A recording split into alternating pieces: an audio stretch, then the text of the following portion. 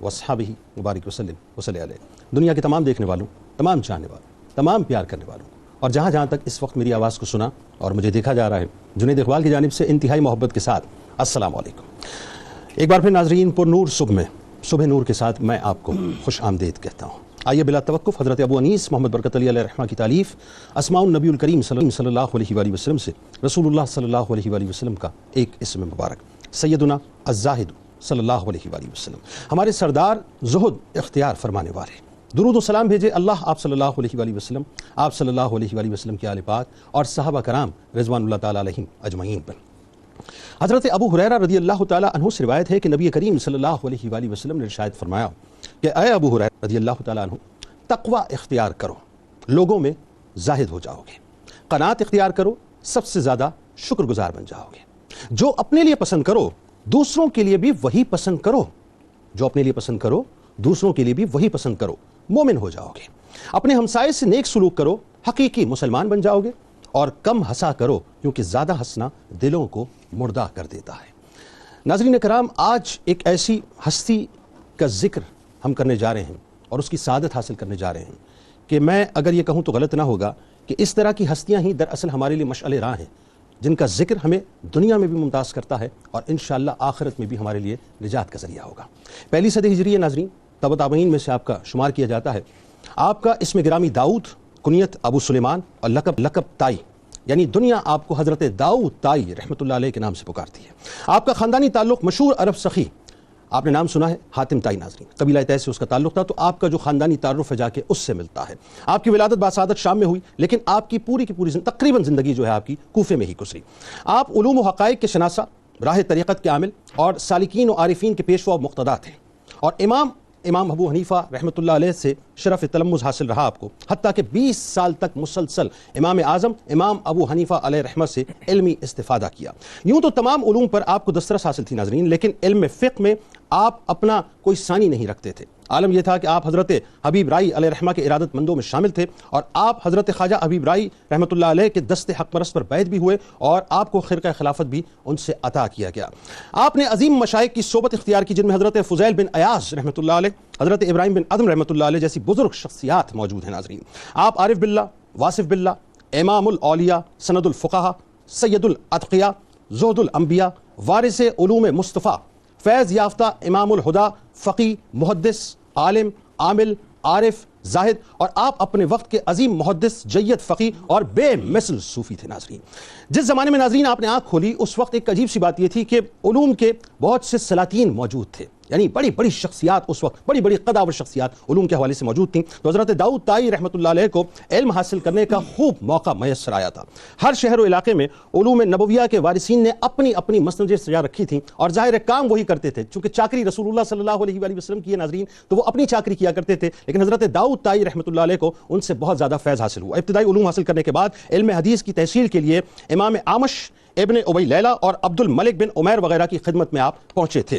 علم حدیث میں مہارت حاصل کرنے کے بعد خلیفہ مہدی کے زمانے میں بغداد تشریف لے آئے، اور اس کے بعد ناظرین ہوا یہ کہ یہاں پہ جو شیوخ موجود تھے ان سے آپ نے بے حد فیض حاصل کیا۔ پھر کوفے واپس آئے اور امام الائمہ، سراج الامہ حضرت سیدنا امام اعظم ابو حنیفہ رحمۃ اللہ علیہ کی مجلس درس میں آپ شامل ہو گئے۔ 20 سال تک امام صاحب علیہ رحمہ کی خدمت میں رہ کر علم فقہ و اصول فقہ میں مہارت حاصل کی۔ بس آخری جملے ادا کر رہا ہوں۔ حضرت داتا گنج بخش علی حجویری علیہ رحمہ فرماتے ہیں کہ حضرت داؤد تائی رحمۃ اللہ علیہ اہل تصوف میں سید السادات تھے، اپنے زمانے کے بے مثل صوفی اور امام اعظم کے شاگرد تھے۔ آپ کو علوم عقلیہ اور نقلیہ سے وافر حصہ ملا، اور فن فقہ میں فقیہ الفقہاء آپ مشہور تھے۔ حکومت و ریاست چھوڑ کر آپ نے گوشہ نشینی اختیار کر لی۔ آپ کا زہد و ورع خصوصیت سے دنیا میں مشہور ہے۔ آج ناظرین ان کی ہی شخصیت پہ بات کریں گے، بلکہ ان کی شخصیت پہ کیا بات کریں گے صاحب، بنیادی طور پہ تو حضرت داؤد تائی علیہ رحمہ پیار کرنے والوں، ان کے چاہنے والوں، ان کے عقیدت مندوں کی جو صف ہے اس رجسٹر میں اپنا بھی نام لکھوانے کی کوشش کریں گے۔ ہمارے ساتھ ناظرین اس وقت 3 ممتاز شخصیات، بہت ہی قابل احترام پینل ہے، 3 ممتاز شخصیات موجود ہیں۔ پہلی شخصیت محترم جناب مفتی اسماعیل نورانی صاحب، دوسری شخصیت محترم جناب مفتی اعجاز بشیر صاحب، اور لاہور سے ہمارے انتہائی قابل احترام بزرگ محترم جناب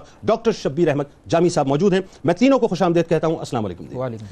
بلا توقف مفتی صاحب آپ سے بات کا آغاز کرتے ہیں حضرت خواجہ داؤد تائی رحمۃ اللہ علیہ کے حوالے سے۔ میں چاہتا ہوں سب سے پہلے ان کا جو خاندانی پس منظر ہے اور ان کا تعارف جو ہے وہ ذرا بیان ہو جائے۔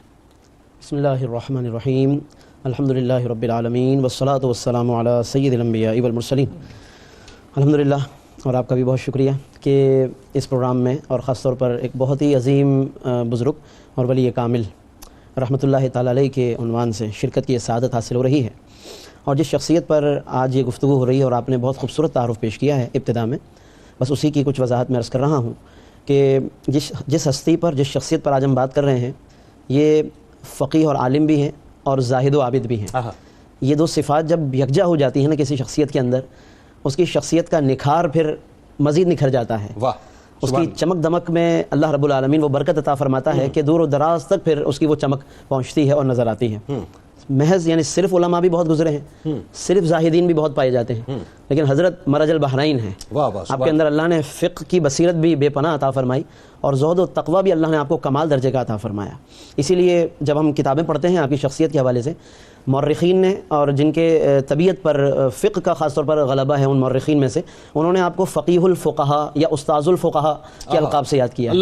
اگر صوفیاء کرام ان کتابوں کو لکھتے ہیں تو انہوں نے جیسے آپ نے بھی حوالہ دیا قبلہ حضور داتا علی حجویری رحمۃ اللہ علیہ کا، وہ سید السادات کے جیسے القاب سے یاد فرماتے ہیں۔ اس کا مطلب یہ ہے کہ آپ کی شخصیت وہ کمال ہے کہ جس نے جس زاویے سے اور جس نقطہ نظر سے دیکھا ہے، اللہ نے حضرت داؤد طائی رحمۃ اللہ علیہ کی شخصیت میں وہ کمال اور وہ جہت ضرور عطا فرمائی ہے، اس لیے ہر ایک کو وہ روشنی آپ عطا فرمائی۔ عربی کا شاعر متنبی ہے، اس نے ویسے تو اپنے ممدوح کے لیے کہا ہے، لیکن آپ پر یہ بات صادق آتی ہے، وہ کہتا ہے کل بدر کہ میرا ممدوح تو 14ویں کے چاند کی طرح ہے، من حیث التفت، جہاں سے بھی تم نگاہ ڈالو گے نا تمہیں نظر آئے گا یہدی الی عینی کا نورا ثاقبا، کہ وہ تمہاری نگاہوں کو خیرہ کر رہا ہے، تمہاری نگاہوں کو روشنی دے رہا ہے۔ حضرت داؤد طائی رحمۃ اللہ علیہ کی ذات اور آپ کی شخصیت بلا شبہ اسی پیمانے پر ہے اور اس معیار پر ہیں کہ جہاں ہر جہت سے آپ بہت کامل و اکمل نظر آتے ہیں۔ 100 ہجری بعض علماء نے لکھا، بعض بلکہ علامہ ذہبی جیسے مورخ نے انہوں نے لکھا کہ ولد بعد المئہ، 100 ہجری کے بعد پیدا ہوئے ہیں، یعنی کہ اس کا مطلب ہے کہ ایگزیکٹ تاریخ کے اندر علماء کو اختلاف ہے، اس وجہ سے ولد بعد المئہ 100 کے بعد آپ کی ولادت ہے، لیکن وصال کی جو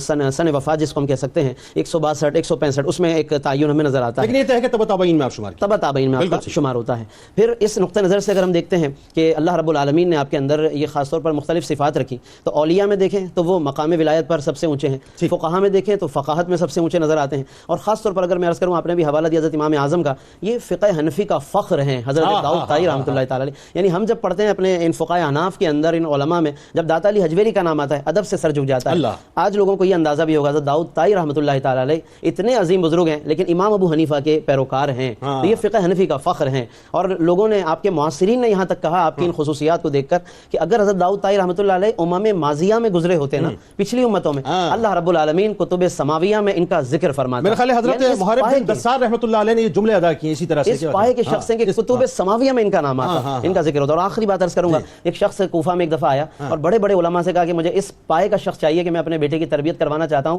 عالم بھی ہو، حافظ بھی ہو، سنت رسول کا عامل بھی ہو، تاریخ پر بھی نظر رکھتا ہو، فقہ بھی جانتا ہو، ساری خصوصیات ہو۔ انہوں نے کہا ایسا تو ایک ہی شخص ہے ہمارے یہاں، وہ داؤد طائی رحمۃ اللہ علیہ۔ اچھا، اب بات یہ ہے کہ جب یہ ایک کلیئرٹی آ گئی، اور میں چاہتا ہوں کہ خاندانی پس منظر پہ تھوڑا سا آپ بھی کلام فرمائیے، لیکن ساتھ ساتھ ایک بات تو اس میں طے ہو گئی کہ امام اعظم امام ابو حنیفہ علیہ رحمہ کی بارگاہ میں آپ واحد شخصیت جو تاریخ بتاتی ہے کہ آپ کھڑے ہو کر جو ہے وہ سوال کیا کرتے تھے، باقی اور شخصیات بھی موجود تھی لیکن آپ کا جو انداز ہوتا تھا کچھ اور ہوتا تھا۔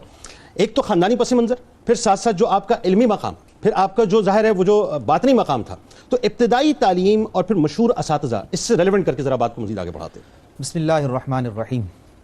اصل بنیادی طور پر جس شخصیت کا آج انتخاب ہے ہمارے یہاں پر، آپ سب حضرات نے اس پر بڑی تفصیل سے گفتگو کی ہے کہ وہ مرج البحرین ہیں، ان کی شخصیت میں اللہ تعالیٰ نے تمام تر صلاحیتوں کو، علوم و فنون کو یکجا فرمایا۔ دیکھیں، بنیادی طور پر بات یہ ہوتی ہے کہ بندہ عشق شدی ترک نسب کن جامی کہ دری راہ فلاں ابن فلاں چیز نیست۔ خاندانی پس منظر جو ہے یہ بہت پیچھے رہ جاتا ہے، اور داؤد طائی رحمۃ اللہ تعالی علیہ نے یہاں پر اپنی زندگی میں یہی ثابت کر کے دکھایا ہے۔ اگرچہ بنیادی طور پہ قبیلہ بنو طے سے تعلق رکھتے ہیں اور وہ ایک پورا اپنا ایک ثقافتی اور تہذیبی ایک پس منظر رکھتا ہے، اور اس کا اثر بھی آپ کی شخصیت میں نظر آتا ہے، اس کا اثر بھی آپ کی شخصیت میں نظر آتا ہے، لیکن انسان اپنے اعمال سے، اپنے کردار سے، اپنی تعلیمات سے، اپنے پورے کے پورے پس منظر سے جو ہے اپنے نقوش اور اثرات کو چھوڑتا ہے۔ تو داؤد طائی رحمۃ اللہ تعالی علیہ نے صرف اس بنیاد پر کہ میں فلاں خاندان سے تعلق رکھتا ہوں یا میرا فلاں نسب ہے، اس پر تکیہ اور اعتماد نہیں کیا۔ وہ میدان اول میں اترے ہیں اور اس انداز سے اترے ہیں کہ انہوں نے علم و فن کا کوئی گوشہ جو ہے وہ تشنہ نہیں چھوڑا۔ آپ کو جہاں سے علم ملا آپ نے وہاں سے علم حاصل کیا۔ امام اعظم ابو حنیفہ رحمۃ اللہ علیہ اور ان کے مشائخ کے ساتھ ساتھ جو دیگر مشائخ کا نام آتا ہے، آپ نے بھی ذکر بھی کیا ہے، امام ابن ابی لیلہ، ان کا آپس میں علمی اختلاف بڑا زور و شور پہ رہا۔ امام اعمش رحمۃ اللہ علیہ، سلیمان بن مہران، یہ بھی آپ حضرت داؤد طائی رحمۃ اللہ علیہ علیہ کے مشائخ کے اندر ہیں، لیکن ان کا بھی کچھ اختلاف رہا ہے۔ بنیادی طور پر بات یہ ہے کہ حضرت داؤد طائی نے اس چیز کی اس تمیز کو ختم کر دیا اور دوڑتے ہوئے چلے گئے جہاں سے آپ کو علم حاصل ہوا، اور آپ نے بڑی تگ و دو کے ساتھ اور کافی محنت اور کئی سالوں کے ساتھ 20 سے 30 سال متواتر امام اعظم ابو حنیفہ رحمۃ اللہ علیہ کی خدمت میں رہے، اور جیسا کہ ابھی مفتی صاحب نے ذکر کیا ہے، بڑی خوبصورت بات ہے، ایک اجمالی طور پہ ذکر فرما دی ہے، فقہ حنفی کی جو سب سے پہلی اسٹیبلش کمیٹی بنائی گئی ہے امام اعظم ابو حنیفہ رحمۃ اللہ علیہ کے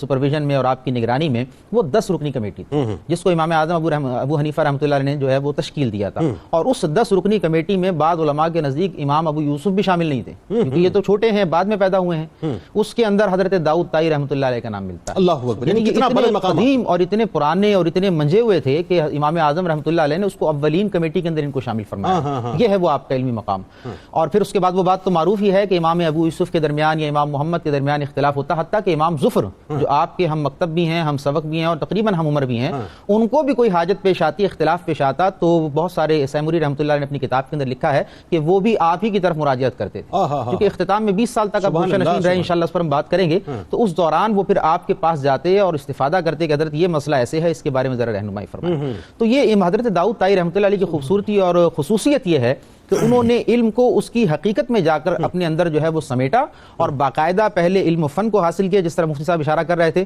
کہ انہوں نے تمام تر، جیسے حدیث ہے، حتیٰ کہ عرب اور عربیت اور نحو کے بہت بڑے عالم تھے، اشعار ان کو یاد تھے، تاریخ ان کو یاد تھی۔ ہاں، یہ محمد بن قحطبہ جن کی طرف مفتی صاحب نے اشارہ کیا ہے، وہ حاکم وقت آیا جو تعدیب کے لیے کہ مجھے بچے چاہیے، تو اس نے کہا کہ مجھے ایسا شخص چاہیے جو حافظ قرآن بھی ہو، عالم سنت بھی ہو، اس کو حدیث بھی پتا ہو، اس کو اشعار عرب بھی پتا ہو، اس کو تاریخ کا بھی پتا ہو۔ اللہ اکبر، یہ پہلی صدی ہے، اس زمانے میں تاریخ کی کتابیں بھی نہیں ہیں، لیکن آپ کو سب پتا تھی۔ لیکن بات دیکھیں کہ کوفہ، امام اعظم بھی اسی زمانے میں موجود ہیں، بڑے بڑے ائمہ، یہ گہوارہ ہے حضرت عبداللہ بن مسعود کا، حضرت علی رضی اللہ تعالیٰ عنہ کا لگایا، علمی سلاطین موجود تھے، لیکن اس کی بنیاد پر بھی جب یہ سوال اٹھایا گیا تو لوگوں نے اس زمانے میں بھی کہا کہ اگر آپ کو کوئی ایسی شخصیت کا تقاضا ہے تو آپ داؤد طائی رحمۃ اللہ علیہ کی طرف جاؤ۔ سبحان اللہ۔ میں جامی صاحب آپ کی طرف آنا چاہ رہا ہوں، آپ ظاہر ہے اس وقت لاہور میں تشریف فرمائے ہیں اور یہ آپ کا بڑا ٹچی موضوع ہے، آپ ذرا بتائیے صاحب کہ حضرت خواجہ داؤد طائی رحمۃ اللہ علیہ اپنی شیخ سے، کیونکہ بات یہ ہے کہ ہمارا ماننا یہ ہے کہ شیخ کا جو فیضان ہے ظاہر ہے وہ ایک بڑا ہوتا ہے، اور جب شیخ کی نظر پڑتی ہے تو دنیا جو ہے وہ تبدیل ہو جاتی ہے، پھر اندر کے معاملات بڑے تبدیل ہو جاتے ہیں۔ تو حضرت خواجہ داؤد طائی رحمۃ اللہ علیہ کو اپنے شیخ سے کتنی عقیدت و محبت تھی اور کس طرح سے آپ کو فیضان ملا؟ بسم اللہ الرحمن الرحیم۔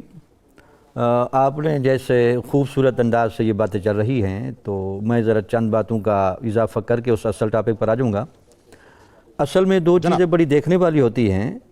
ایک تو یہ ہوتی ہے کہ اللہ تعالیٰ نے کسی بندے کو کون سی فطرت دے کر بھیجا ہے، اور دوسرا اس میں جو دیکھنے والی بات یہ ہوتی ہے کہ وہ جو اللہ نے فطرت دے کر بھیجی ہے اس فطرت کو ڈیولپ کرنے میں، بڑھانے میں محنت اور کوشش میں کتنا اعلیٰ کردار ادا کیا ہے۔ اب ان کا فطری میلان دیکھیں کہ وہ ایک جگہ سے گزرتے ہیں اور وہاں سے ایک آواز آتی ہے، بِأَيِّ خَدَّيْكٍ تُبْلَى الْبَلَاءُ، وہ تبدل بلاؤ، وہ کون سے رخسار ہیں جن کو آزمایا نہیں گیا، وَبِأَيِّ عَيْنَيْكٍ مَاذَا سَالَا،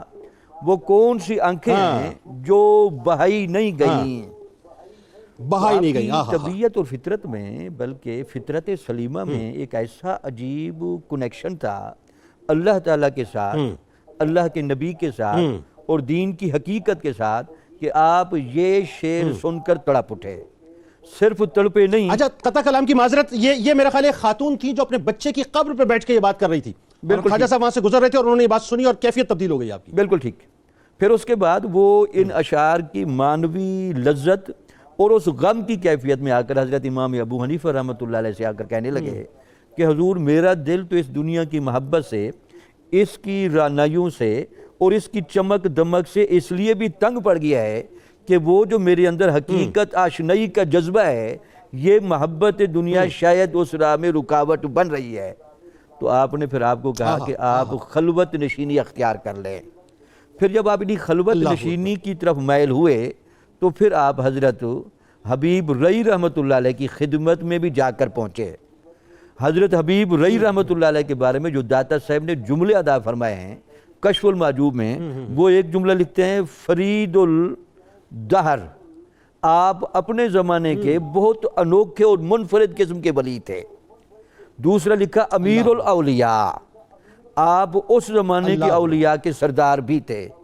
بلکہ حضرت حبیب رئی رحمۃ اللہ علیہ کے بارے میں جو کشف المحجوب میں آپ کی کرامات اور آپ کی عظمت کے پہلو لکھے گئے ہیں وہ تاریخ کے اندر سنہری حروف میں موجود ہیں۔ لکھا ہے کہ حضرت حبیب رئی رحمۃ اللہ علیہ کے بکریوں کو باقاعدہ بھیڑیے آ کر چراتے تھے اور آپ نماز ادا کر رہے ہوتے تھے۔ اللہ لوگوں نے یہ منظر بھی دیکھا۔ اللہ اور کسی نے آپ سے آ کر سوال کیا کہ حضرت آپ کے ہاں استغنا کا بڑا عجیب رنگ ہے، ظاہری طور پر کھانے پینے کی کوئی چیز موجود نہیں۔ تو حضرت حبیب رئی رحمۃ اللہ علیہ کے پاس ایک لکڑی کا پیالہ تھا، آپ نے ایک پہاڑ کے نیچے رکھا، وہاں سے 2 چشمے بیک وقت پھوٹ پڑے اور ایک سے دودھ آنے لگا اور ایک سے شہد آنے لگی۔ وہ بندہ دیکھ کر حیران رہ گیا۔ اس نے پوچھا یا حضرت یہ اتنی کرامت، اتنی عزت اور اللہ کی طرف سے اتنا تصرف آپ کو کیسے ملا؟ تو آپ نے فرمایا کہ یہ اتباع نبوی کا نتیجہ ہے۔ اللہ اکبر، سادہ اللہ لفظوں اکبر، میں میں کہہ سبحان دوں جس کو آج ہم ولایت کہتے ہیں، ولایت بنیادی طور پر چند چیزوں پر خالص طریقے سے عمل کر لینے کا نام ہے۔ جن لوگوں نے اپنے آپ کو سبحان اللہ، کامل طریقے سے متقی بنایا، جن لوگوں نے اپنے آپ کو اتباع نبوی کے کامل معیار پر کھڑا کیا، جن لوگوں نے محبت دنیا، نفس اور شیطان کی مخالفت میں اس خالص درجے پر آ گئے کہ واقعی انسان کے مظہر الہی اور مظہر نبوی بننے کا ماحول وہاں پیدا ہوا، تو حضرت داؤد طئی رحمۃ اللہ علیہ اور آپ کے مرشد کریم اور حضرت امام ابو حنیفہ یہ سارے اسی گلستان کے چمکتے دمکتے پھول ہیں۔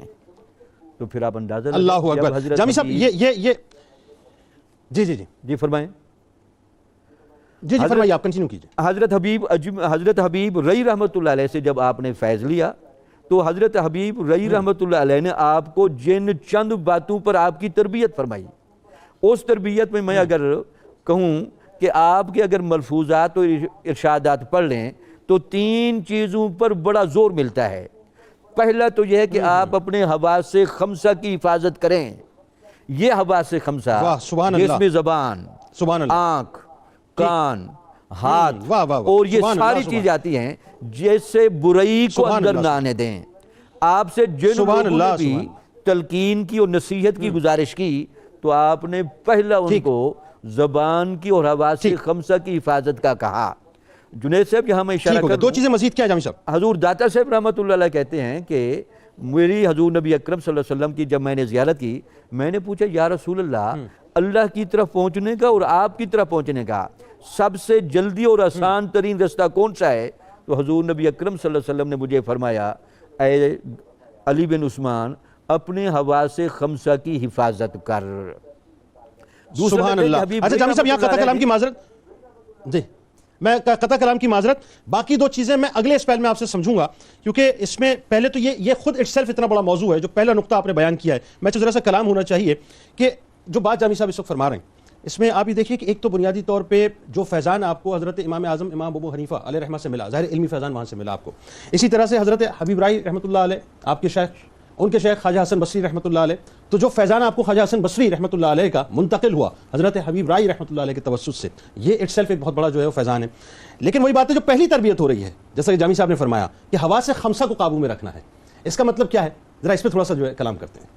بسم اللہ الرحمن الرحیم۔ یقیناً قبلہ حضرت جامی صاحب نے مدد اللہ نے بہت، میں سمجھتا ہوں کہ ظاہر ہے کہ آپ کا موضوع بھی ہے اور بہت وسعت علم کے ساتھ آپ نے کئی جہتوں کو اپنے جواب میں اشارتاً آپ نے ذکر فرمایا ہے کہ ان جہتوں پر اگر بات کی جائے تو یقیناً یہ وقت ناکافی ہے۔ حضرت داؤد طائی رحمۃ اللہ علیہ جیسی اتنی عظیم ہستی کے جو ملٹی ڈائمینشنل ہیں، جن کے اندر جہتیں ہمیں نظر آ رہی ہیں، اور پھر ایک جہت پر بات کرتے ہیں تو اس سے بات نکلتی ہے۔ خاص طور پر جو حواس خمسہ کے حوالے سے بات کی ہے، اگر اس کو ہمارے جیسے کتابوں میں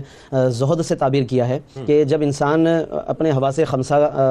کے ذریعے سے کام لینے کو ظاہری طور پر لوگوں کے سامنے ترک کر دے تو یوں سمجھ لیں کہ پھر وہ شخصیت یا اس کی طبیعت اب زہد کی طرف مائل ہو چکی ہے، یعنی کہ نگاہوں سے عام طور پر دیکھا جاتا ہے، ہر چیز دیکھنے کی طرف انسان مائل ہوتا ہے، لیکن جب انسان اس نگاہ کو کنٹرول کر لیتا ہے تو یہ نگاہوں کا زہد آ جاتا ہے، زبان سے بولنے کا دل چاہتا ہے۔ خود حضرت داؤد طائی رحمۃ اللہ علیہ فرماتے ہیں کہ میں مجلس ابو حنیفہ میں بیٹھا ہوتا تھا، 1 سال تک میں نے آزمایا اپنے آپ کو کہ بڑا دل چاہتا تھا کہ میں جواب دوں، مجھ سے سوال کیا جاتا تھا لیکن میں کنٹرول کنٹرول کرتا تھا اپنے آپ پر، اور میں اسی مشق اور تربیت سے اپنے آپ کو گزارتا تھا کہ میں جواب نہ دوں، خاموشی اختیار کروں اور خلوت نشینی کا میں لطف اٹھاؤں۔ 1 سال تک میں اس حالت میں یہاں پر بیٹھا رہا، بہت دل چاہتا تھا جواب دینے کا، لیکن فرماتے ہیں کہ میں نے 1 سال تک ایسی خاموشی اختیار کی کہ میں نے اچھی طرح جان لیا کہ خلوت نشینی کا لطف کیا ہوتا ہے۔ یہ زبان کا زہد ہے، یہ زبان۔ اسی طرح سماعتوں کا زہد الگ ہے، ہاتھوں کا زہد ہے، یعنی یہ حواس خمسہ کا جو ذکر ہوا ہے، عام طور پر زیادہ تر تو لوگ وہی نظر آئیں گے کہ جو حواس خمسہ سے بھی کہیں زیادہ حواس استعمال کر رہے ہوتے ہیں اور اس دنیا کے اندر تن و من کے ساتھ ڈوبے ہوئے نظر آتے ہیں، لیکن اسی دنیا کے اندر رہ کر اس دنیا سے الگ رہنا کمال ہے، جو داؤد طائی رحمۃ اللہ تعالی علیہ نے کر کے دکھایا کہ اللہ رب العالمین نے ان کو ساری صلاحیتیں دی، تمام حواس عطا فرمائے، صلاحیتیں عطا فرمائی۔ جب انسان کے پاس خصوصاً صلاحیت ہوتی ہے نا تو بڑا جی چاہتا ہے بولنے کا اور لوگوں کے سامنے اپنی صلاحیتوں کو منوانے کا، اور ایسے زمانے کے اندر آپ ہیں کہ جہاں بڑے بڑے اکابر اور اساطین اور سلاطین موجود ہیں، اور ایسے میں جب اتنا باصلاحیت ہو جس کو حضرت امام ابو حنیفہ رحمۃ اللہ تعالی علیہ اپنا قرب عطا کریں، جو بڑے بڑے لوگوں میں فیصل یعنی حاکم اور حکم بن کر بلائے جاتے ہوں، ابو یوسف و محمد کے درمیان اندازہ کیجیے نا، بڑا آدمی ایک زمانہ ایسا آئے اس کی زندگی میں کہ وہ خاموشی اختیار کر لے، یہ بہت بڑا کمال ہے۔ امام محمد اور امام ابو یوسف کے درمیان منصف کی حیثیت سے آپ بیٹھے حکم بنتے ہو، تو آپ سوچیں ان کی علمیت کا کیا مقام ہوگا حضرت داؤد طائی، اس لیے سفیان بن عیینہ کہتے ہیں کہ یہ بہت بڑے عالم ہیں اور انہوں نے فقہ کو لازم کیا، فقہ کو حاصل کیا، مگر اس کے بعد انہوں نے عبادت اور خلوت کو ترجیح دی ہے۔ ٹھیک ہے، اس پہ گفتگو کریں گے۔ آئیے ناظرین چلتے ہیں آپ کو لے کر درود پاک کا نذرانہ اور عشق محمدی صلی اللہ علیہ وآلہ وسلم کا ترانہ آپ کو سنواتے ہیں، اور اس کے بعد مزید حضرت داؤد طائی علیہ رحمہ کے حوالے سے کلام کرتے ہیں۔ اللهم صل على سيدنا ومولانا محمد وعلى سيدنا علي وسيدتنا فاطمة وسيدتنا زينب وسيدنا حسن وسيدنا حسين وعلى آله وصحبه وبارك وسلم اللهم صل على سيدنا ومولانا محمد وعلى سيدنا علي وسيدتنا فاطمة وسيدتنا زينب وسيدنا حسن وسيدنا حسين وعلى آله وصحبه وبارك وسلم۔ خوش آمدید خواتین و حضرات، ناظرین کرام، حضرت داؤد طائی علیہ رحمہ کے حوالے سے گفتگو ہو رہی ہے، اور میں آپ کو ایک بڑی عجیب سی بات بتاؤں۔ رسول کریم صلی اللہ علیہ وآلہ وسلم کا جو انداز ہے یا ان کی جو سنت کریمانہ ہے، اس میں سے ناظرین ایک سنت آپ کا جو فقر تھا وہ اختیاری تھا۔ حضرت داؤد طائی علیہ رحمہ کا معاملہ بھی ناظرین کچھ مختلف نہیں تھا، بڑا عجیب۔ حضرت عبداللہ بن مبارک علیہ رحمہ فرماتے ہیں کہ بس دنیا سے ہمیں اتنا ہی سروکار رکھنا چاہیے جتنا حضرت داؤد طائی علیہ رحمہ نے دنیا سے سروکار رکھا۔ ان کی مثال دے کر فرماتے ہیں، اور فرماتے ہیں کہ وہ روٹی کو پانی میں بھگو دیتے تھے، جب وہ گھل جاتی تھی روٹی کو پانی میں بھگو دیتے تھے، اور جب وہ گھل جاتی تھی تو اسے شربت کی طرح پی لیتے تھے، اور فرماتے تھے کہ جب تک روٹی کو ایک ایک لقمہ کر کے کھاؤں گا اتنا عرصہ لگ جائے گا جتنے عرصے میں قرآن کی میں 50 آیات پڑھ سکتا ہوں، لہٰذا میں اس بات کو ترجیح نہیں دوں گا کہ روٹی کے کھانے میں اپنا وقت ضائع کروں اور قرآن کی آیات تلاوت نہ کروں۔ یہ آپ کا ناظرین زہد و تقویٰ تھا، یہ آپ کا مقام تھا کہ ایک دن حضرت داؤد طائی علیہ رحمہ تشریف فرماتے تو خادمہ نے عرض کیا کہ آج میرا جی چاہتا ہے کہ میں آپ کے لیے کچھ گوشت کا سالن بنا کر لے کے آؤں، اگر آپ اجازت دیں۔ حضرت داؤد طائی علیہ رحمہ نے فرمایا کہ ٹھیک ہے، بنا کے لے آؤ۔ اس نے بہت محنت کی، بہت محنت کرنے کے بعد بہت اچھا سا سالن بنانے کے بعد حضرت داؤد طائی علیہ رحمہ کی خدمت میں پیش کیا اور عرض کیا کہ یہ میں آپ کے لیے بنا کے لے کے آئی ہوں، قبول کر لیجئے۔ آپ نے فرمایا کہ وہ جو یتیم بچہ تھا وہ کدھر ہے؟ یعنی اب بھی آپ کی نگاہ کہیں اور تھی، آپ نے فرمایا یتیم بچہ کس طرف ہے، کہاں ہے؟ یہ سن کر حضرت داؤد طائی علیہ رحمہ نے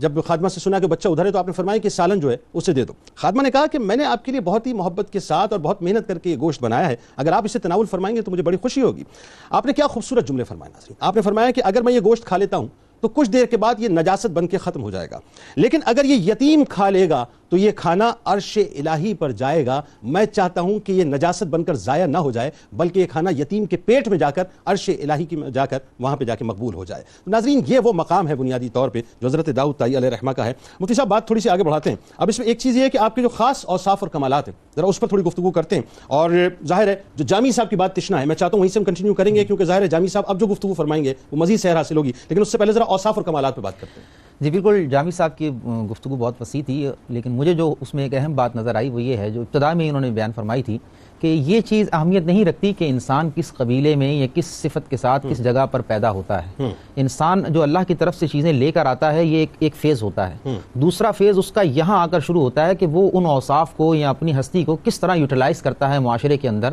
اور کس طرح گھل مل جاتا ہے اور اللہ تعالیٰ کی نعمتوں سے وہ لطف اندوز ہوتا ہے اطاعت اور فرما برداری کے جذبے کے ساتھ. داؤد طائی رحمۃ اللہ علیہ جس قبیلے میں تھے، جہاں تھے، جیسی تربیت، کیا اوصاف لے کر آئے تھے، انہوں نے یہاں آ کر کیسی چیزوں کو گین کیا، کیسی کوالٹیز کو اپنے اندر جو ہے وہ جذب کیا، یہ ایک خوبصورت مثال داؤد طائی رحمۃ اللہ علیہ ہمارے سامنے چھوڑ کر گئے. دیکھیں ان کی ایک بڑی خوبصورت بات، بہت سارے پہلو ہیں کہ تقریباً ان کے بارے میں آتا ہے، امام مناوی رحمۃ اللہ علیہ اپنی کتاب میں لکھتے ہیں کہ 40 سال تک آپ نفلی روزے جو ہے وہ رکھا کرتے تھے، لیکن ان کے اہل و عیال کو پتہ نہیں چلا کہ یہ 40 سال تک نفلی روزے میں مسلسل رہے ہیں. اور روزوں کا بھی کچھ معاملہ ان کا، مطلب جو ہے اسی طرح روزوں کے حوالے سے آپ ذکر کر رہے ہیں. بالکل روزوں کے حوالے سے ذکر کر رہا ہوں کہ یعنی وہ اس طرح کرتے تھے کہ صبح تو جیسے وہاں پر ہمارے یہاں تو کلچر یہ 10 11 12 بجے اٹھنے کا ہے، تو پہلے زمانے میں تو ایسا نہیں ہوتا تھا. وہ صبح فجر میں اٹھ جاتے تھے، جو تھوڑا بہت کھانا ہوتا تھا تو وہ گھر پہ اپنے گھر والے جو تھے ان کے والدہ تھیں اور آپ کی بہن وغیرہ تھیں، ان کے ساتھ اٹھ کر تھوڑا بہت تناول کر لیتے تو وہی سحری ہو جاتی آپ کی. اس کے بعد یہ چونکہ جلد سازی کا کام کرتے تھے، چمڑے کا کام کرتے تھے، تھوڑا بہت جو ابتدائی میں آپ نے کسب معاش فرمایا، تو وہاں نکل جاتے تھے اور وہاں سے جو رقم ملتی تھی تو کچھ گھر کے لیے لے گئے اور باقی معاملات. اور شام کو جب آتے تھے تو حسب معمول جو رات کا کھانا ہوتا ہے وہ افطار کی صورت میں کر لیتے تھے. تو اس طرح اپنے ایسے عمل کو، یعنی اپنے نفلی عمل کو بھی آپ نے اتنا پوشیدہ رکھا کہ آپ کے اہل و عیال تک کو بھی اس کا پتہ نہ چلا. اور دن میں کھانا اپنے ساتھ لے کر جاتے تھے، یعنی یہ ظاہر کرنے کے لیے گھر والوں کو کہ جی میں روزے سے نہیں ہوں، اور اپنا کھانا جو یتیموں کو صدقہ کر دیتے تھے. یعنی یہ انسان کی وہ کوالٹیز ہوتی ہیں، یہ بہت مشکل ہوتا ہے اس چیز کو مینٹین کرنا. یہ کہنا بہت آسان ہے وربلی کہ جی وہ میں نے 5 دن روزے رکھے، 10 دن، 40 سال تک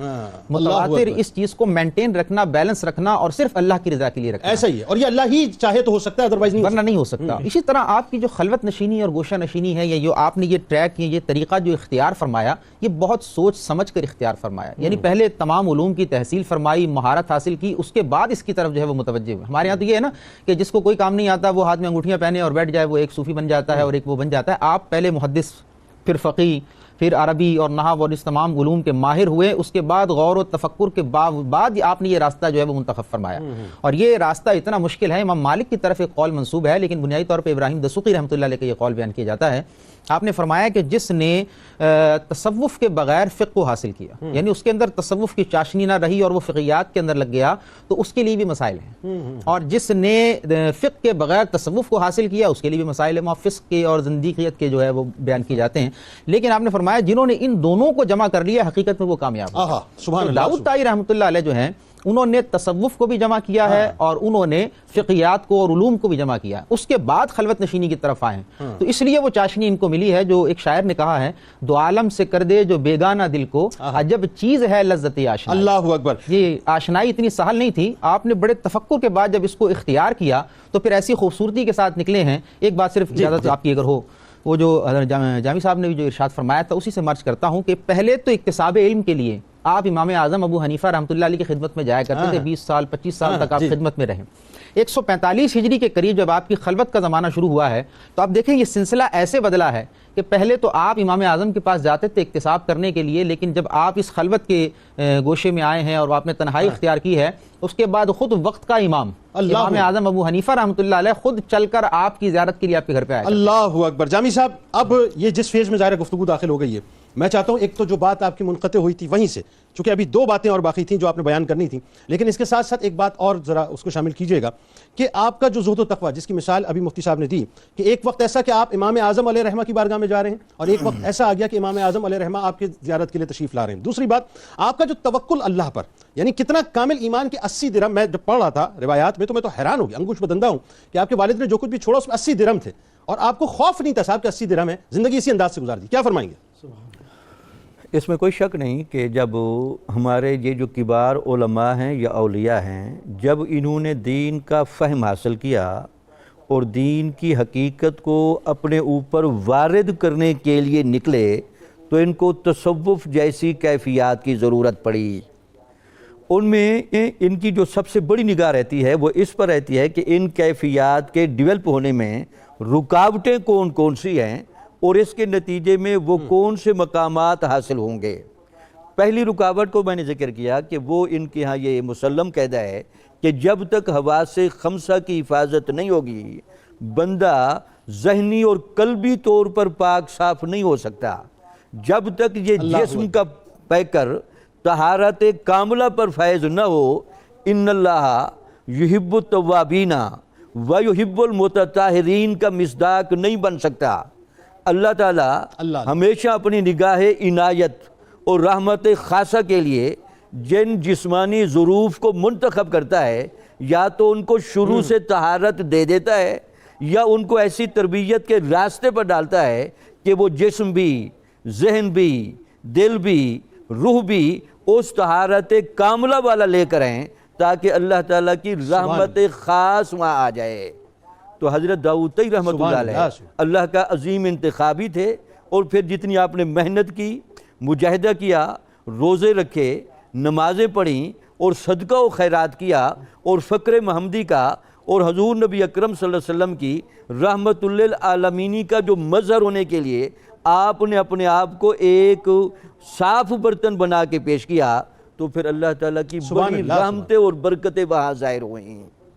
تو پھر آپ نے دیکھا کہ وہ تو بات کی گئی نا۔ دوسرا صوفیہ نے جس چیز پر زور دیا ہے، ہمارے ہاں عام طور پر تصور یہ ہے کہ برا فعل نہ کریں۔ صوفیہ کہتے ہیں کہ برا فعل جہاں سے پنپتا ہے اس جگہ پر بھی نگاہ احتساب رکھیں۔ برا فعل پنپے گا بری صحبت سے۔ ایک بندے نے آپ سے پوچھا کہ حضرت صاحب مجھے وصیت فرمائیں، تو آپ نے کہا کہ بری صحبت سے پرہیز کرو۔ دوسرا برا فعل پنپتا ہے نفس اور شیطان کے وسوسے کو کھلے طریقے سے قبول کرنے سے۔ تو صوفیاء نے ہمیشہ نفس کی مخالفت میں، شیطان کی مخالفت میں اتنا مضبوط محاذ کھڑا کیا کہ وہاں نفس اور شیطان کو بھی گویا کہ معافی مانگنا پڑ گئی کہ نہیں، ہمارا یہاں زور نہیں چل سکتا، یہ اللہ تعالیٰ کے چنیدہ اور ایسے برگزیدہ لوگ ہیں کہ ہم ان کو برائی کی طرف لا بھی نہیں سکتے، مائل بھی نہیں کر سکتے۔ آپ حیران ہوں گے جنید صاحب، خواجہ نظام الدین اولیاء کو بابا صاحب نے جب آخری وصیتیں کی، ان میں ایک جملہ یہ بھی درج کیا، نظام الدین خیال بد سے بچنا۔ تو صوفیاء نے ہمیشہ خیال بد سے بچنے میں، نفس کی شرارتوں سے بچنے میں، مخالفت نفس سے بچنے میں، اور وہ حب دنیا جو بربنائے افراط، غفلت کا، گناہ کا سبب بنے، اس حب دنیا پر ہمیشہ صوفیاء نے مذمت کی ہے۔ بڑی کوشش کی ہارون الرشید نے آپ کو چند درہم دینے کی، لیکن وہ اس میں کامیاب نہ ہو سکا۔ اس نے حضرت داؤد کا وقار دیکھ کر، آپ کا تحمل دیکھ کر، اور آپ کے توکل کی کیفیت کو دیکھ کر ہارون الرشید کو بھی سلنڈر کرنا پڑا۔ اس نے کہا جی آپ تو وہ لوگ ہیں، لگتا یہ ہے کہ آپ کے تو دست غیب میں ہاتھ ہیں۔ تو دیکھیں نا، یہ تو قرآن مجید خود کہتا ہے وَمَن يَتَّقِ اللَّهَ يَجْعَل لَّهُ مَخْرَجًا وَيَرْزُقْهُ مِنْ حَيْثُ لَا يَحْتَسِبُ۔ متقی بندے کو دو تجربات تو اللہ تعالیٰ دنیا میں کراتا ہے، ہر مشکل سے نکال دیتا ہے، اور اس کو دست غیب میں اپنا تصرف کرنے کی طاقت بھی دیتا ہے۔ تو یہی وجہ ہے ان کی ہاں توقع، سبحان اللہ، اور ان کی ہاں وہ چہرہ، ان کی ہاں وہ وقار اور متانت نظر آتی ہے، جس کے مظاہر ہمیں بہت کم ملتے ہیں۔ بالکل ٹھیک، بالکل ٹھیک، اس بات کو کنٹینیو کرتے ہیں۔ اس ایک بات جو حوالہ خیال بد کو بھی بچ جانو، یعنی تصور تو یہ ہے نا، اچھا وہی بات ہے کہ خلیفہ نے بہت کچھ دینے کی کوشش کی، آپ نے قبول نہیں کیا۔ ایک اور معاملہ جو میں جب اس واقعے کو پڑھ رہا تھا تو میں تو انگوش بدندہ تھا۔ امام اعظم امام ابو حنیفہ علیہ رحمہ، آپ کے ظاہر استاد، آپ کے دو صاحبزادے جو امام محمد اور امام ابو یوسف، اب دونوں ظاہر ان کی مطلب جو ہے وہ قد، ان کا شخصیت جو ہے وہ کیا، اب جو عہدہ قضا تھا امام ابو یوسف نے قبول فرما لیا، تو حضرت داؤد طائی علیہ رحمہ کا رویہ ان سے بالکل مختلف تھا، امام محمد سے بالکل مختلف تھا۔ اس پہ ذرا سا کلام فرمائی، یعنی یہ میسج جو ہے وہ بنیادی طور پہ ان تمام لوگوں کے لیے نا کہ تصوف کی شاہراہ کا اگر مسافر بننا ہے تو یہ کرسی سے، طاقت سے اور کرسی والوں سے مکمل طور پہ دور رہنا پڑے گا۔ بسم اللہ الرحمن الرحیم۔ بالکل حضرت امام ابو سلیمان داؤد بن نصیر الطائی الکوفی رحمۃ اللہ تعالیٰ علیہ، جن پر آج ہم یہ گفتگو کا شرف حاصل کر رہے ہیں، آپ کی زندگی کے کئی جہتوں اور پہلوؤں میں سے ایک بہت نمایاں یہ پہلو ہے کہ آپ نے اس حوالے سے اپنے آپ کو بہت کنارہ کش رکھا، اور آپ کے اپنے رفقا میں سے یا اپنے ان علماء و فقہا میں سے بھی اگر کسی نے اس طرف کوئی عہدہ یا منصب قبول کیا ہے تو آپ کے زہد و قناعت اور تقوی نے اس بات کی اجازت نہیں دی کہ ان کے ساتھ بالکل ایک ایسا رویہ رکھا جائے کہ جیسے پہلے تھا، یا جیسے کہ آپ کو اس معاملے میں کوئی اختلاف ہی نہیں ہے، ایسا رویہ نہ رکھا جائے۔ چنانچہ انہوں نے اس بات کا بھرپور اظہار فرمایا، اور کئی دفعہ آپ نے اس کا اظہار کیا کہ جب کبھی حضرت امام محمد بن حسن شیبانی رحمۃ اللہ علیہ اور حضرت امام ابو یوسف رحمۃ اللہ علیہ میں علمی اور فقہی معاملات میں جب اختلاف ہوتا تھا، ایک تو یہ بات بات پہلے آئی کہ وہ آپ کو بطور حکم اور فیصلے کے لیے ثالثی کے لیے مقرر کیا جاتا، اس سے آپ کی علمیت کا اندازہ ہوتا ہے. اس کے اندر بھی پھر ایک خاص بات بڑی نمایاں نظر آتی ہے، اور مورخین نے اس کو بہت واضح انداز میں لکھا ہے، اور لوگوں نے بھی اس کو محسوس کیا، بالکل محسوس کیا، پوچھتے بھی تھے کہ آپ ایسا کیوں کرتے ہیں کہ امام محمد رحمۃ اللہ علیہ کا معاملہ آتا ہے تو آپ ایک نمبر ایک کہ ان کی طرف دیکھ کر بات کرتے ہیں، اور پیٹ جو امام ابو یوسف کی طرف پیٹ کر دیتے ہیں امام ابو یوسف کو، نمبر 1. دوسری بات یہ ہے کہ امام محمد اگر حق پر ہوتے ہیں نا تو آپ نام لے کر کہتے ہیں کہ محمد نے صحیح کہا، ابو یوسف صحیح ہوتے ہیں تو آپ کہتے ہیں انہوں نے صحیح کہا، بالکل نام تک نہیں لیتے ان کا. یہ دو باتیں تھی، پشت بھی کرتے تھے اور نام بھی نہیں لیتے. جملے کیسے کمال آئے اس کے بعد. ہاں تو انہوں نے فرمایا کہ اصل میں امام محمد نے اپنی تمام تر دولت دنیا جو اللہ رب العالمین نے انہیں عطا فرمائی تھی وہ دے کر علم دین اور فقہ اور تقوی کو حاصل کیا اور اختیار کیا، یعنی دنیا کو قربان کیا ہے اور دین کو اختیار کیا. اور ابو یوسف یعنی جب آئے تھے تو ان کے پاس کچھ بھی نہیں تھا، اللہ نے انہیں دین عطا فرمایا. تو ان کی نظر میں حضرت داؤد طاہر رحمۃ اللہ تعالی علیہ کا ظاہر ہے ان کی نظر میں، اور یہ مقام زہد پر فائز ہے. ہر ایک کا اصل میں بات یہ ہے جنید بھائی کہ اولیاء کرام اور اولیاء امت ہیں، ہر ایک کا اپنا اپنا انداز ہے، ہر ایک کا اپنا ویژن ہے، اور وہ اس مقام پر پہنچ کر اپنے نقطہ نظر سے وہ اس معاملے کو دیکھتے ہیں. ورنہ امام ابو یوسف رحمۃ اللہ تعالی اور یہ اختلاف بھی صحت مند اختلاف ہے، بات یہ ہے ایسا ہے. ورنہ ہمارے ان تمام صوفیہ اور اصفیاء میں ان بزرگوں کی بھی مثالیں موجود ہیں کہ جو پوری طرح سے بزرگی پر فائز ہیں اور انہوں نے اس ریاست کو اپنایا، اختیار کیا ہے. خلفائے راشدین کے تصوف اور ان کے صوفی ہونے میں کون اختلاف کر سکتا ہے؟ فقہ حنفی میں جو مقام امام ابو یوسف علیہ رحمۃ اللہ ہے ظاہر ہے اس پہ کوئی دوسرا حضرت ابو بکر و عمر، عثمان و علی رضی اللہ عنہ اجمعین، حضرات حسنین کریمین، یہ پوری ریاستی صلاحیتوں سے مالا مال ہیں سب کے ساتھ. اور حضرت مولا کائنات علی مرتضیٰ شیر خدا کا کیا کہنا، لیکن خلافت کی مسند پر متمکن ہیں اور ایک پوری سلطنت کو لے کر چلیں. تو یہ ویژن ہے، نظریات ہیں. حضرت داؤد طاہر رحمۃ اللہ تعالی علیہ کا یہ ایک اندازہ. اور ایک جملہ بس کہ زہد و تقوی کی چونکہ بار بار بات آ رہی ہے تو انہوں نے اتنی خوبصورت تمثیل سے سمجھائی کہ یہ مثال مطلب بہت سی کتابیں نظر سے گزرتی ہیں لیکن تمثیل کا یہ انداز کہیں اور نظر نہیں آتا جو آپ نے ایک جملے میں زہد سمجھا دیا ہے. جب ایک شخص نے کہا کہ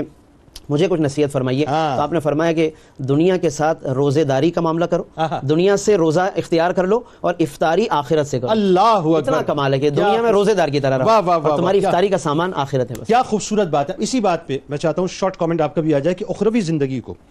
آپ نے دنیاوی زندگی پر ترجیح دی، آپ نے دنیا کو ہمیشہ ہیچ سمجھا. یعنی آپ دیکھیں نا کہ جس گھر میں آپ رہتے تھے وہ ایک کمرے کی چھت جو ہے وہ گر گئی، آپ کو پرواہ نہیں. آپ دوسرے کی چھت گر گئی، آپ درمیان میں آ گئے. یعنی آپ نے اس بات کی بالکل پرواہ نہیں کی میرے پاس کیا نہیں ہے یا کیا ہو سکتا ہے، بس صرف اور صرف اللہ کو راضی کیا. جی بنیادی طور پر اقبال کہتا ہے میرا طریق امیری نہیں غریبی ہے، خودی نہ بیچ غریبی میں نام پیدا کر. تو بات یہ داؤد طاہر رحمۃ اللہ علیہ نے یہ ڈگر جو میں نے پہلے بھی عرض کیا کہ انہوں نے انتخاب کیا تو بڑے غور و فکر کی بات کی. یعنی پہلے بصیر بنے، پہلے پڑھا سمجھا پرکھا اور پھر اس راستے پر آئیں. جب سوچ سمجھ کے انسان کسی راستے پر چلتا ہے تو پھر اس کے مصائب اور مشکلات کا بھی اس کو اندازہ ہوتا ہے. امام اعظم ابو حنیفہ رحمۃ اللہ علیہ نے ایک مرتبہ آپ کو دیکھا، پتہ لگا آپ کے احوال کے بارے میں کہ وہ بہت زیادہ پریشان ہیں، تو اپنے صاحبزادے کو 300-400 درہم جو ہے وہ دے کر بھیجا اور وہ صاحبزادہ آپ کے پاس گیا اور کیا کہ یہ ابا جان نے یہ خالص اپنی حلال کمائی سے آپ کو بھیجا. امام اعظم کا تقویٰ بھی کم نہیں ہے. اگر داؤد طاہر رحمۃ اللہ علیہ جبال علم ہے تو امام اعظم بھی جبال علم ہے. اس اعتبار سے تقویٰ اور پرہیزگاری وہ بھی امام ہے. تو ظاہری بات ہے اب اس لیول کا، اور پھر آپ کے استاد بھی ہیں. تو جب وہ آپ کا صاحبزادہ لے کر داؤد طاہر رحمۃ اللہ علیہ خدمت میں آیا کہ ابا جان نے یہ آپ کی حالات کو دیکھ کر بھیجا ہے، اس کو قبول کر لیں. تو انہوں نے بڑی خوبصورت بات ارشاد فرمائی صاحبزادے سے کہ بیٹا جا کے ابا جان سے کہہ دینا اللہ جانتا ہے کہ میں اپنی ہر نماز میں اپنے اس استاد کے لیے دعا کرتا ہوں جس کی وجہ سے آج میرے اندر تعدیب نفس ہوئی ہے، مہذب ہوا ہوں، اس راستے پر چلا ہوں، جس نے مجھے تعلیم اور تفقیہ کی راہیں جو ہیں وہ سجھائی ہیں. میں ان کے لیے بہت دعائیں کرتا ہوں اور میرے دل میں بہت احترام ہے. اگر میں دنیا میں کسی کا عطیہ قبول کرتا تو ضرور اپنے استاد کا عطیہ قبول کر لیتا، لیکن میں نے یہ قسم کھا رکھی ہے کہ میں کسی سے بھی کچھ نہیں لوں گا. تو یہ آپ کا وہ ایک ڈگر تھی. ایک چھوٹی سی بات اگر اجازت دینا چاہیں، بس وقت بہت کم ہے پلیز. اچھا بس ایک آپ کی کرامت ہی سمجھ لیں اس اعتبار سے کہ امام محمد کا بار بار ذکر چلا اور یہ پورا ایک مفتی صاحب نے واقعہ بھی بیان کیا ہے. تو اسی کے کنکلوژن میں یہ بات ہے کہ امام محمد کے بارے میں بھی آتا ہے. یہ امام محمد سے کوئی خاص لگن ایسی نہیں تھی، ان کی محبت اور ان کی نفرت کا پیمانہ صرف اللہ کی رضا کے لیے ہوتا ہے، کسی سے بھی ہو. تو امام محمد رحمۃ اللہ علیہ فرماتے ہیں کہ کبھی میں آپ کے پاس چلا جاتا کسی بات کے لیے، کسی مسئلے کے لیے، تو آپ کے دل میں پہلے سے ڈال دیا جاتا کہ یہ کیا پوچھنے آیا ہے. اگر دین کی بات ہوتی تو جواب دے دیتے، اگر دنیا کی بات ہوتی تو صرف مسکراتے اور فرماتے چلے جاؤ ہمیں بہت سارے. جامی صاحب آخری کامنٹ، وقت بہت کم ہے، میں چاہتا ہوں بہت ہی پریسائزلی آپ یہ فرمائیے حضرت خواجہ داؤد طاہر رحمۃ اللہ علیہ کی حیات اور ان کی جو تعلیمات ہیں آج کے دور کے لیے کیا پیغامات ہیں، بہت مختصراً فرمائیے گا. آج ہمارے ہاں جو اپنے مسائل کو حل کرنے کے لیے جہاں عقلی اور دنیاوی معیارات کو سمجھا جا رہا ہے، وہاں صوفیاء کی تعلیمات سے ہمیں یہ میسج ملتا ہے کہ یہ شریعت اسلامیہ اور یہ دین حق کا، حضور نبی اکرم صلی اللہ علیہ وسلم کا یہ دیا ہوا دین، اگر ہم اس کو خالص طریقے سے ایمانداری سے اور اپنے دنیا سے افراد کی سائڈوں کو الگ کر کے ایک للہیت کے جذبے سے لے کر چلیں تو یہ دین کا وہ صوفیانہ طرز کا عمل ہماری دنیا کو بھی جنت نظیر بنائے گا، ہمیں آخرت کی بھی تمام بھلائیاں عطا کرے گا اور ہمیں دوزخ سے نجات کا سرٹیفکیٹ بھی دے گا۔ تو ان اولیاء کی تعلیمات کو بنیادی طور پر اس لیے بیان کیا جاتا ہے تاکہ لوگ سمجھیں۔ یہ بات جنید صاحب ہمیشہ یاد رکھیں، اللہ نے دین کی برکت کے یہ سارے مظاہر قیامت تک رکھنے ہیں، صرف اب ان پر پہنچنے والوں کی، محنت کرنے والوں کی، لپکنے والوں کی اور ان کو صحیح معنی میں دل و دماغ میں جگہ دینے والوں کی محنت کی ضرورت ہے۔ آخری بات کرتے ہوئے بہت شکریہ جامی صاحب، بہت شکریہ، جزاک اللہ، آپ ہمارے ساتھ تشریف فرما رہے۔ آئیے ناظرین چلتے ہیں کچھ شفا کی جانب، اور آج آپ کے سامنے تکبر سے محفوظ رہنے کا وظیفہ پیش کرتے ہیں۔ دن میں کسی بھی وقت اول و آخر درود پاک کے ساتھ سورہ مومن کی آیت نمبر 41 بار پڑھنے کا معمول بنا لینے سے انسان تکبر جیسی بیماری سے محفوظ رہتا ہے۔ حضرت داؤد طائی علیہ رحمہ کا قول مبارک ہے، آپ رحمۃ اللہ علیہ فرماتے ہیں کہ اپنی زبان کو پوری حفاظت میں رکھو اور بلا ضرورت بات نہ کرو، تنہائی اختیار کرو، اور اگر ممکن ہو تو لوگوں سے دل نہ لگاؤ۔ اس طرح کرنے سے زندگی کے کسی میدان میں ناکام نہیں ہوگے۔ روزنامہ 92 نیوز میں داؤد طائی علیہ رحمہ کے حوالے سے آج مضمون چھپا ہے، اس کو ضرور پڑھیے گا۔ ٹویٹر اکاؤنٹ پہ اگر ابھی تک آپ نے ہمیں فالو نہیں کیا تو فالو کر لیجئے، فیس بک پیج پر اگر ابھی تک آپ نے ہمیں لائک نہیں کیا تو لائک کر لیجئے، اور یوٹیوب چینل کو اگر ابھی تک آپ نے سبسکرائب نہیں کیا اور بیل آئیکن کو کلک نہیں کیا تو کر لیجئے۔ آئیے جناب مل کے نعرہ لگاتے ہیں، اور نعرہ آپ کو پتہ ہے ناظرین، یہ بنیادی طور پہ دو قومی نظریہ ہے۔ اللہ تعالیٰ پاکستان کی اور پاکستان کے محافظین کی حفاظت فرمائے۔ آپ لوگ اسکرین کے اس طرف موجود ہیں، ہمارے علماء کرام موجود ہیں، جامی صاحب لاہور میں موجود ہیں، مل کے نعرہ لگاتے ہیں پاکستان کا مطلب کیا؟ لا الہ الا اللہ محمد رسول اللہ صلی اللہ علیہ وآلہ وسلم۔ اللہ تبارک و تعالی ہمیں یہ سوچ دے کہ لا یؤمن احدکم حتی اکون احب الیہ من والدہ وولدہ والناس اجمعین۔ اس دعائے امید، اس یقین کے ساتھ اجازت دیں، اللہ تبارک و تعالی آپ کا، ہمارا، ہم سب کا حامی و ناصر ہو۔